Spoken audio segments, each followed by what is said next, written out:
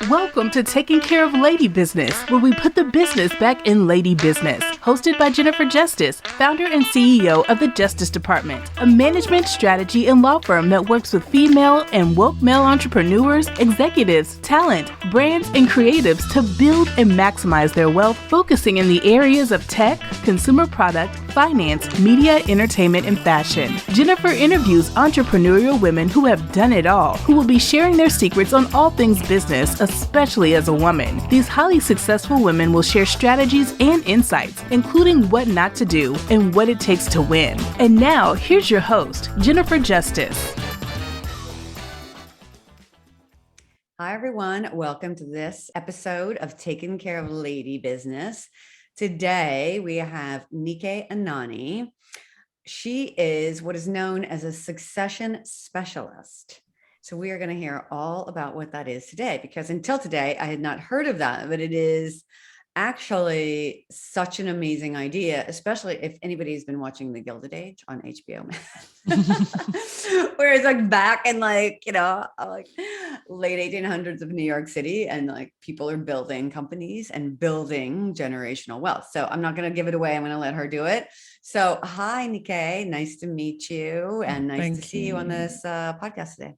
Thank you so much for having me, Jennifer. I'm excited to talk about this. Yeah. So let's just start with the biggest question. What is a succession specialist? A succession specialist specializes in succession. Essentially, someone that helps families, individuals, corporations ensure that they build the capacity within them to ensure that it outlives the current groom or generation of leaders, and building enterprises that would outlive the people that originated them. And I liken it to saying, I help folks to take their businesses from lifetime businesses to legacy businesses. Mm-hmm. Okay, so how did you get into this work? Tell us about your background, and then we'll get into how you do it. 30-second version, 5 minutes, 30 minutes. So I was born into a business family. I'm Nigerian of origin. I grew up in Lagos, in Nigeria. My parents started off our first business the year I was born. So enterprise has been in my life my whole life. But I moved to the UK at age 9, myself, my mum, my brothers, for our education. So I was quite far removed from the business. Dad stayed back in Lagos and continued to build it out. I started my career in accountancy, in professional services at Deloitte, and really great career path for someone that's not me, and found it quite dull, and decided to take some time off and go back to Nigeria to learn more about the family business. By this point, it had evolved into 3 operating businesses. So we had a construction business, real estate business, and engineering consultancy. And also my dad had been doing a lot of investing. And I was like, okay, I'll just come home for a few months and go traveling to discover myself, and then go do an MBA. And that's my life. And got back, and I ended up spending 10 years. I fell in love with enterprise and entrepreneurship and working in the family business. And I pioneered the family office to manage all the investments that he'd been doing, and also deal flow going forward. And I just found that it was a really exciting space, in the sense that not only was it creating financial security for my family, but also it was just this meaningful work where you got to see the impact of entrepreneurship, investing on local communities. And that was really inspirational for me. And I guess that was the disconnect, sitting in the city of London in an office, and being away from all the action. But in trying to envision, okay, let this business outlive dad, myself, and the kids, there were just no tips and tools on the ground in Lagos and Nigeria. Lots of awareness building, lots of content here in the States, lots of communities, and in the UK as well, but nothing back home in Lagos and Nigeria. And so I ended up self-teaching, training with Family Firm Institute here in Boston on how to become a certified family wealth advisor, family business advisor, helping families navigate generational transition. And I did that for my family, and then realized that actually most businesses were family businesses. The stats said that 90% of indigenous businesses in Nigeria were family businesses, but only 2% of them would outlive their founders. and started working with other successors and helping them with leadership consulting, helping them in building effective siblings teams, and also helping them with navigating, designing, and setting up family offices for their family wealth. And that's how I got into the space. Was very much wasn't an opportunistic thing, very much my life journey. And I feel very much it's a mission driven business to democratize access to folks that have been underserved, people of color, women, that haven't traditionally had access to the tools and to the information. And how do you build generational wealth? How do you build generational businesses? Because quite often these tips, these tools are shared in old boys clubs informally over a drink, where folks build social clubs, right? And they build deep trust with one another, and they're navigating similar transitions. And they start asking each other questions. How did you do this? How did you deal with that? And unfortunately, like I said, certain groups have been outside of, those circles and haven't had the opportunity to have access to that information. Yeah. Okay, so there's so much to unpack in that. But one thing I want to hit on, and it's something like you said, it wasn't opportunistic for you. What's wrong with that if it was? I think there's nothing wrong with it being opportunistic. There's nothing wrong with profit. But I think when you're pioneering something, there has to be a deep commitment, because it's legacy is not built overnight. Building trust with people, that, having conversations essentially about money and implicitly about death, two huge taboo topics where it's not just 12 steps to generational wealth freedom on Facebook, and then you make your revenue target, right? And so if one has a mindset of it being opportunistic and just solely about the bottom line within a certain period, you will lose sight of the wider impact one is making. So I liken my work to a bit of philanthropy, social impact, but obviously trying to make a profit, but not within 90 days, not with 90-day horizon, very much a long-term commitment to communities, like I said, that need generational wealth freedom. Yeah. So how do you do it? Like, and look, we do see these, shows. We know people who have families with businesses. Some people just aren't interested in being part of the family business, Indeed. Many are not. And so, I mean, is that impossible, or is like, this is only going to work if somebody's interested in carrying this on? So I often say that as you're navigating a generational transition, it's important to recognize that it's like you're in a different dispensation. So how things were is not how things should be, but we often think how the past was is how we carry it into the future. And quite frankly, today with the statistics, a lot of the next generation are not interested in working in the business. However, all that. However, it's important that they have the skills to work on the business and understand that they have, there's an element of, we need to work on their leadership, we need to work on their stewardship, and we also need to work on their ownership. And being an owner of a family business comes with responsibility. It's not being an owner of Amazon stocks, right? Because as an owner, you're making strategic investment decisions, strategic business decisions. You're thinking about culture, you're thinking about people. And you can do this from the sidelines whilst you've got your own business or your own nonprofit, or you're working in your 9-to-5. And so a lot of my work is getting the founding generation to understand that, okay, fine, Johnny doesn't want to work in the business. It's not the end of the day. Actually, we really want to ensure that at the very least, Johnny has the skill set to be an owner of this business, whilst we're looking at other options for who is next in line to lead in the business. So that can come from non-family staff, right? Quite often, we've got non-family staff that have been in the system, that understand the institutional memory of the business, and can be well equipped, might need some, training and coaching to bring out the best in themselves. But quite often they question, this seems like I've got the wrong last name to be the CEO of this business, right? often feel overlooked. So I think it's not the end of the world if folks don't want to work in the business, but at the very least, they must work on the business. Oh, okay. Got it. So you're teaching them like how to just keep it going while having somebody else like running it, etc. Indeed, indeed, which is leadership, right? Yeah. Yeah, and it's not necessarily easier.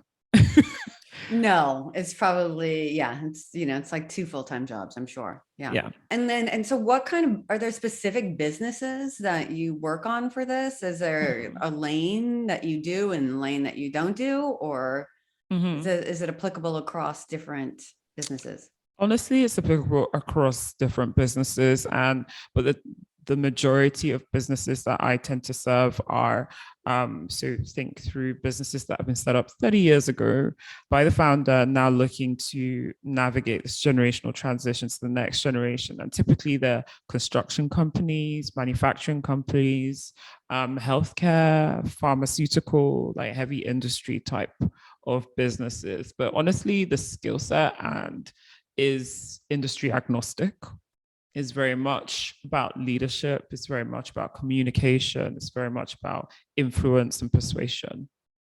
And all those industries that you just mentioned are very male heavy. They're not really, and so here you are as the woman telling them how to like create and build it. Like, talk about that a little bit.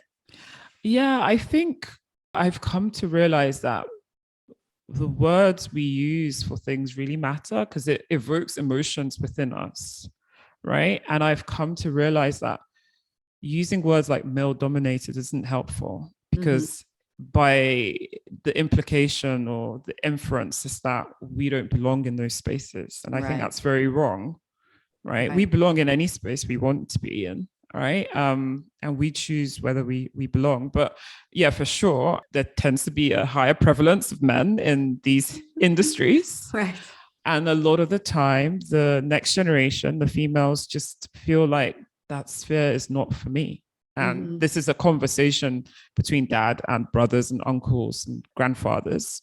And it's me reorienting their mindset and saying, actually, it is for you. You've got a mindset, you've got a unique perspective that we need to bring out because diversity of thought is not just beneficial for you to see yourself become the best version of yourself and see your potential, but also for the benefit of the business as well.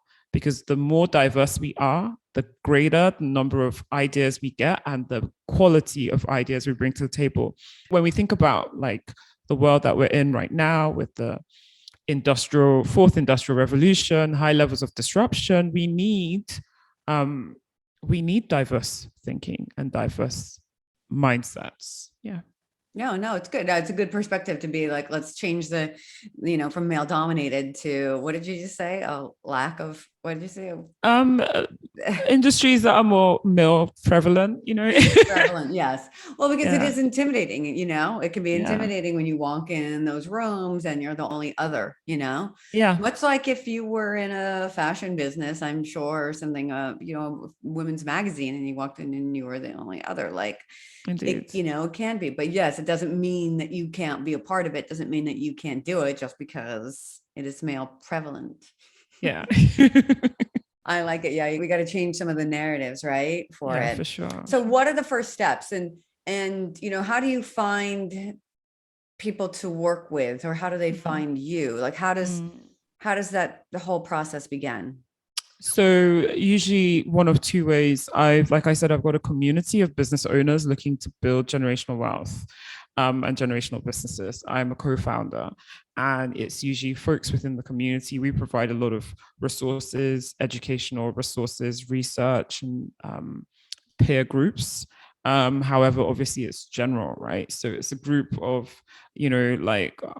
10 people on a Zoom, and we're facilitating training workshops and things, but it's not speaking specifically to Jennifer's industry, family, and what have you. So typically when they need more bespoke attention, and they reach out and ask for assistance.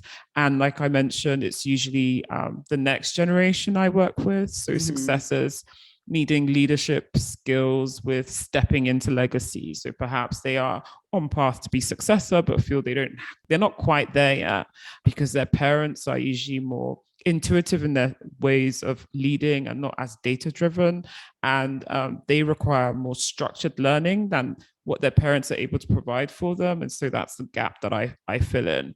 It's usually through the community or through my podcast. So I'm a podcast host myself, and my podcast is specifically for successors and family enterprises globally. And we talk through anything and everything that is in that sphere of how do you build legacy wealth, legacy business and your role specifically as a successor. So it's usually through one of those two paths that folks reach out to me. Mm-hmm. And then how long you typically are these, I don't want to say, what would you call it? A class? Engagement. Engagement. Yeah. So one-on-one, I like to do 12 sessions once a month. Mm-hmm. So just one session a month, and we go through like a program. It's called Stepping Out of the Shadow for Successors. And then if it's siblings teams as well, there'll be some element of one-on-ones with each of the siblings, and then some group facilitated conversations and workshops that we do. And that can take 6 months or up to a year. Like working with families is interesting because it's non-linear. Because it's this confluence of the personal and the business. Mm-hmm. Quite often, personal issues can impact on business issues can impact on personal issues. So sometimes in sessions, one unveils like trauma that needs to be addressed. And that can kind of slow down the business consulting conversations, right? Mm-hmm. And we have to work through those, or there might be unresolved conflict among siblings. And for whatever reason, they decide they don't really want to have a session this week. Right. And they need to work through some things, either with myself, so I have to put on like my therapist hat, or with a specialized conflict resolution therapist. Yeah. I mean, we've all seen Succession as well. So they have some therapy to work through before. I mean, that is like, how would you deal with that? Right. Gosh. Yeah. That's a very complex. Yeah. Well, the thing is like, with amongst how many siblings do you have? There are 3 of us. So I've got 2 others. Yeah. Yeah. And, in general, right. It's like men have, for the most part, grown up with team sports way more than women have. Right. Mm-hmm. And know what part of the team what they're good at. Like my son I have twins, boy, girl twins. They just turned 9. And my son can sit there with his friends and want to be like, oh, I'm really good at this. And I'm really good at that. And I'm really good at this. It's never the same thing. Right. Whereas I then am well around all the girls, and it's really, they're not talking about being a team as much as like, and not really like boasting about themselves like the boys of what I'm good at. You know what I mean? They haven't really found that kind of lane where they feel comfortable saying they're great at something without sounding like they're bragging. And at the same time, like, are just like, I can do everything. And if I don't do everything perfect, I'm mad about it, and it's just this, and it's a big generalization, but, and it's based on my 2 children, but at the same time, all the data and research show that's exactly what happens, right? That's exactly what the data suggests. Yeah. How do you navigate between that and like, showing, like letting them see what their strengths are and how they could be.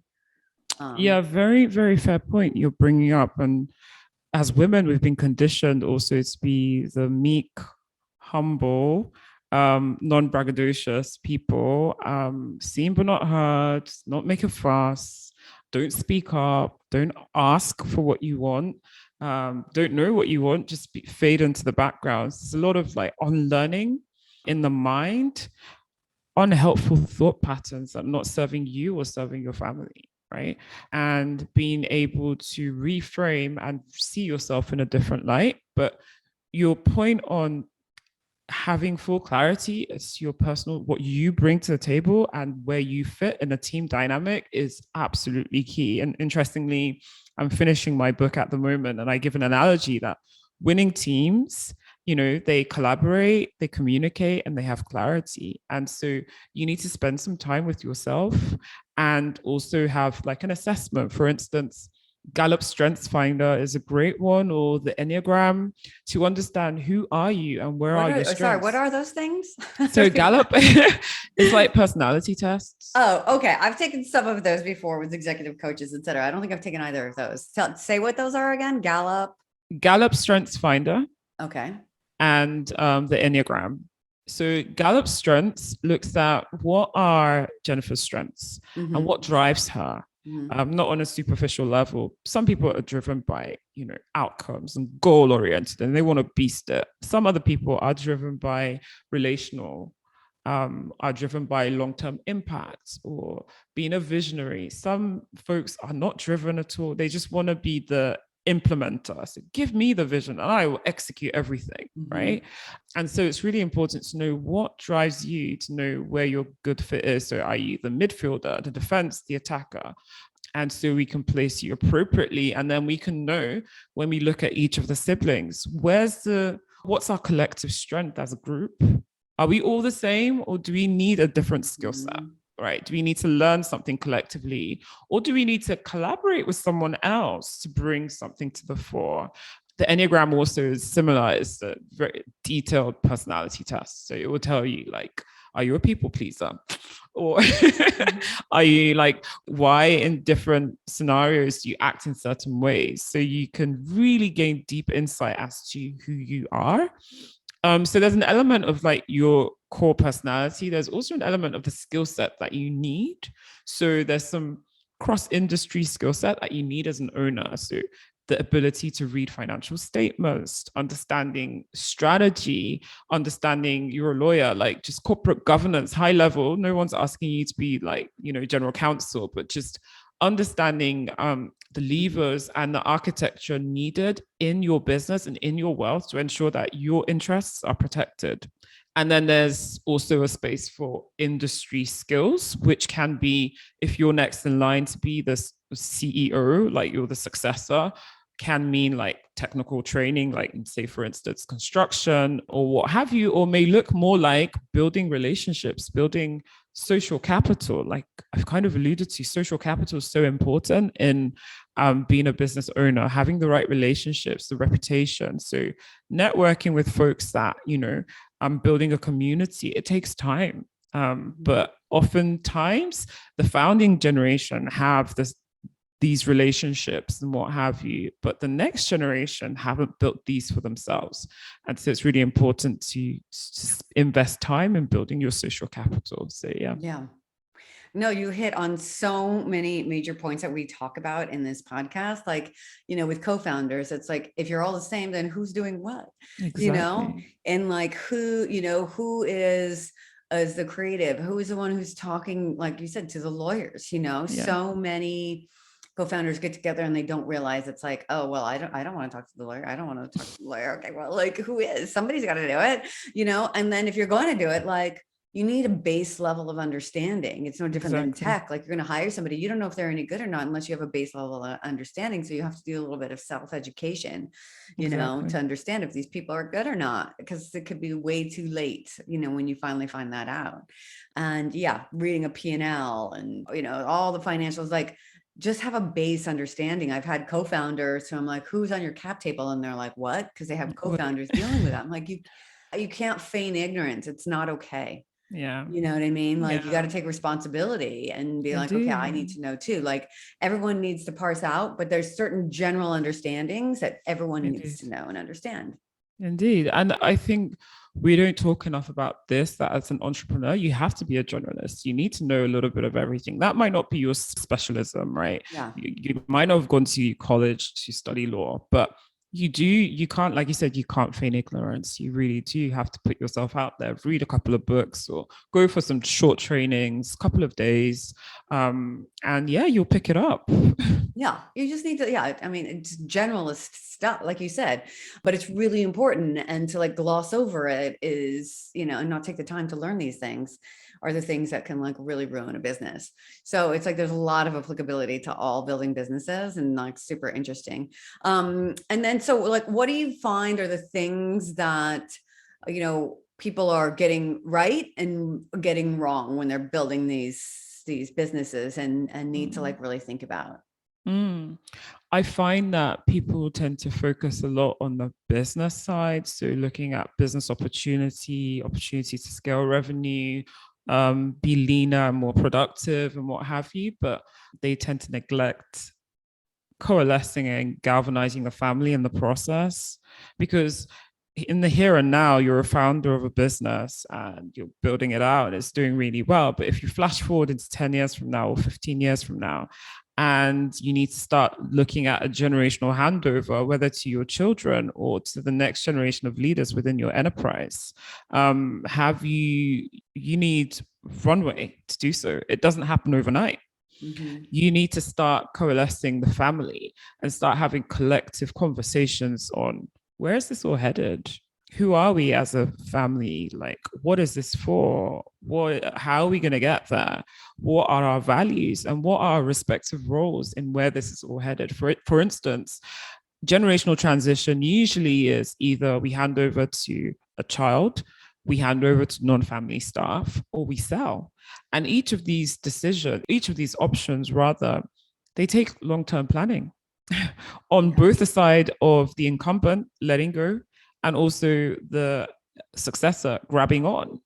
And quite often folks think that the selling option absolves them of having to prepare the family and start having these conversations. But actually, selling is more complex because now you've got this bulk liquidity. What are you going to do with it? And what does that mean? Like, in terms of sudden wealth is not great where you're not emotionally and mentally, relationally prepared for it, right? And also, there's also like a whole load of technical stuff that come in the mix with selling a business: taxes, liquidity, structuring.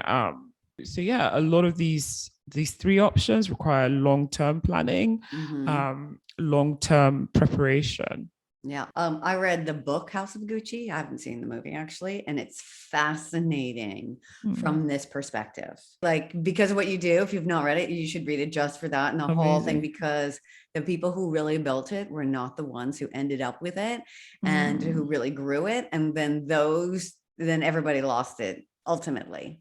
You know, there's people living with that last name that have nothing to do with it. And, you know, when it was started, you know, in the 1900s, like, and, you know, to grow. And so there's so much about that. And it's also at certain life stages, right? Like maybe the older brother already has like grown kids and wants to retire. And then somebody else is starting out and wants to grow it more. So, you know, one wants to sell it now because it's like, I'm done and this is enough money for me. And the other's like, wait, you know, all of these things. And it applies to co-founders no matter what. Like, you get in and it's like, do you want to build this into Estee Lauder and the family runs it for generations? Or do you want to, like, you know, build this, sell it off and be like, later, I don't need to see it anymore. Exactly. And in a co-founder situation, it's a little bit more complicated. It's got two different families and two leaders that have to unite. Right. You might not have uniformity, but you have to have unity. Yeah. Oh, it's good. Not uniformity, unity. I feel like you've used that term before. I have.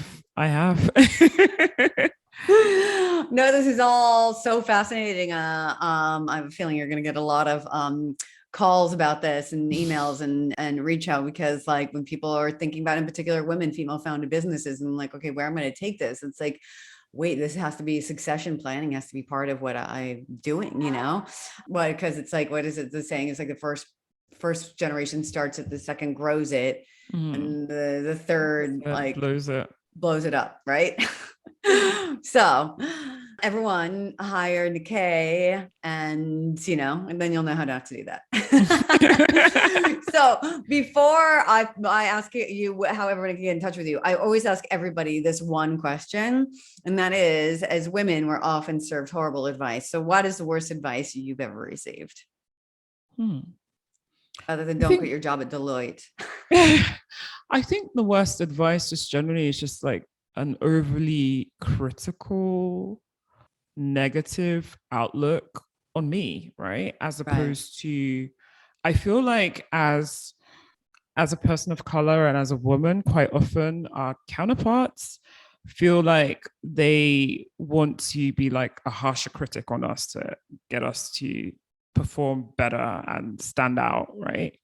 But I think that that's really doing folks a huge disservice, because what it does is it completely knocks your confidence and it completely breaks you. And I feel like we need more championing and support and, positive building, as opposed to being knocked down and being told about how, as a mom, you won't be able to handle A, B, C, D because you've got your other priorities and obligations. And I guess what I'm speaking to is folks being stuck in a mindset and not re-envisioning how things could be, but only seeing how things have been. The past prototype of how women, like the conversation we were having, right, about how women have stayed in the home and tended to certain responsibilities, but that's not necessarily where I'm heading towards and how I want to navigate my life. And so don't come at me with all this negativity and this heaps of what feels like a burden of a past generation, but instead, can you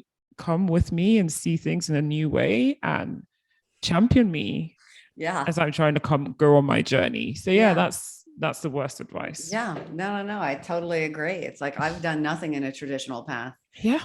My mom didn't graduate from high school and no one went to college. I did. Not only that, I went to grad school and then I didn't get married and then I had kids on my own. I did like nothing I'm supposed to do. Yeah. And look at, I'm smiling. I'm happy. Guess what? No, I totally agree. It's that overall thing, thinking like, give you advice with like, okay, don't, you have to be 130%. So just, you probably can't do it. You're like, no, you can't do it. No, you can't do the 130. What are you? You couldn't be a mom and do this, but I can. How about that? Yeah. Amazing. All right. So how do people get in touch with you? Yes, on my website, www.nikeanani.com, there I've got links to all my socials and my podcasts, and you can drop me a line. And I read every single email that comes through there. Amazing. Well, thank you so much. Thank you everyone for listening. I know that you learned a lot because I learned a lot. And like, subscribe, let us know what else you want to hear. And until then, I'm Jennifer Justice. See you next time.